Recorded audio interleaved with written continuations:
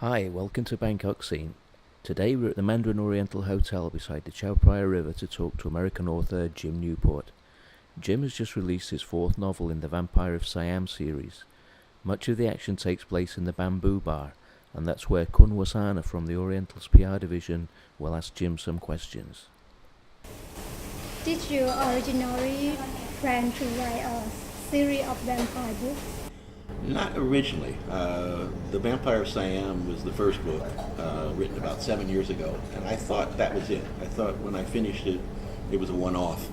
But a couple months later, I was thinking about the characters and realizing how much I enjoyed them and how much more I could do with them. And I decided to write the second book, Ramon. But first I had to bring the vampire back to life because I'd killed him in the first book. And that was a difficult thing to do because I wanted to do it not in the same manner that I've seen done before. I wanted to come up with something unique, which I think I did. And since then, I think I've brought him back to life at least 2 more times. And I'll continue to do so as long as I can milk it.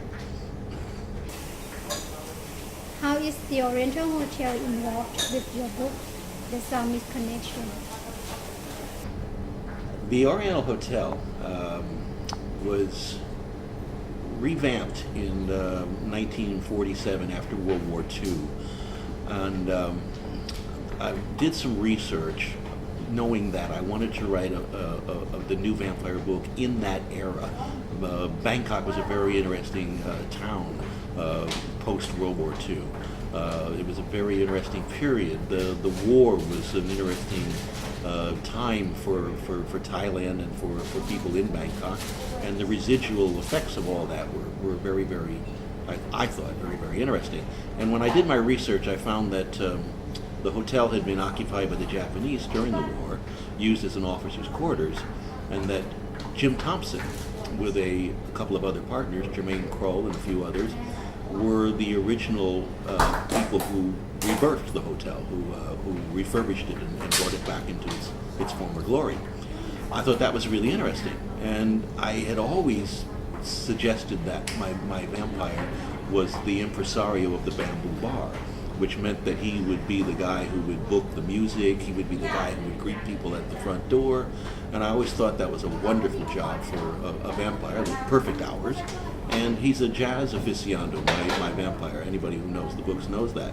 And so I suddenly realized I had Jim Thompson, ex-CIA, ex-OSS, owner of the Oriental Hotel, and my 175-year-old French vampire in the same place. And I thought, well, this is pretty cool. This will be great.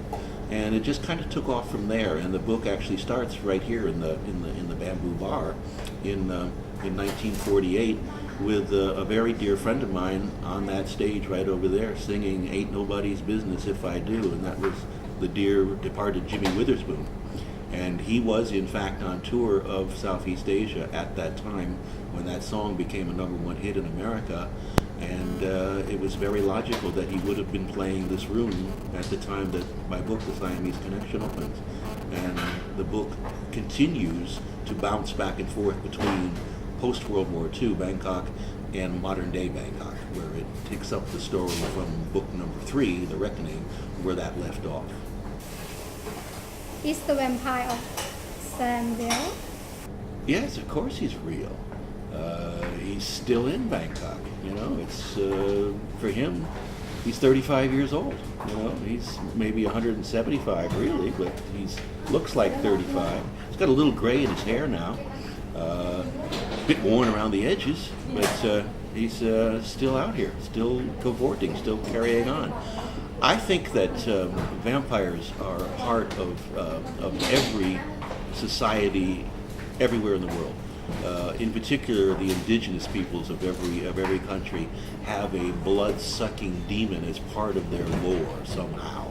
I think in Thailand it's Pidib, and therefore I think that there's a reason in our souls, there's a reason in who we are, our spirituality, that wants to believe that these things exist. It kind of helps us get through our mundane lives, you know. What makes your vampire books different? Well, I think that today we're in a renaissance of vampires, a reemerging of vampires in fiction, in movies, in television, but they seem to all be kind of younger. They're maybe a lot of them are oriented towards the teenagers. There's a lot of angst, teenage angst, a lot of lust, a lot of romance. And you won't find too much of that in my books. You'll find a lot of sex. You'll find some gore, but you'll find some sarcasm, some wit, and you'll find a vampire who's an adult and who has a definite opinion about the modern world because he's lived here for a long time and he's seen a lot of things and he prefers things before the present day. He tends to think that we now are wasting our times, that we have been given, us mortals, one life to live. And today we are spending it, most of us, looking at a tube of some kind, whether it be a computer or a television or a mobile phone or whatever. We are spending 90% of our time looking at an image that somebody else is giving us, rather than using our eyes to look at the world that God gave us. And he doesn't understand that at all. He can't comprehend that, and he longs for a better time. And I think that right there makes my vampire different from the other tales that you're being bombarded with right now by vampires, about vampires. And I also think the exotic setting and nature of my vampire tale is quite different from the other ones that are going on right now. I think most of those are set in northern California or Seattle, Washington, or metropolises that we are quite familiar with, and most people are less familiar with the Orient and Bangkok in particular. What is your next project? My next book is probably going to be a follow-up to the book that I wrote a few years ago on Jimi Hendrix. That book was called Chasing Jimi, and that was a novel about 1 year in Jimi's life, the year from 66 to 67, when he was taken from obscurity and brought into international fame on the stage of Monterey Pop. And I spun a fictional story as a background to that, and I very, very much enjoyed doing that and writing that. And I want to write a follow-up based upon Jimi's death, because there are so many myths, so many questions about it, that I feel it deserves a bit more treatment than it's been getting lately, which lately it seems to be everybody just wants to exploit the fact that it's the anniversary of or whatever, and they don't seem to really have too much new to say about it that can be proved. I'm sure that when I do the research, I will find out things that I don't know at present. That always seems to be the path that the research I do takes me down, and it starts to spin the tale and makes it exciting. I can say one thing about the book is that it will not be a downer. I do not want to write a book about Jimi Hendrix that talks too much about a dark, troubled soul. I don't think that's who Jimi was.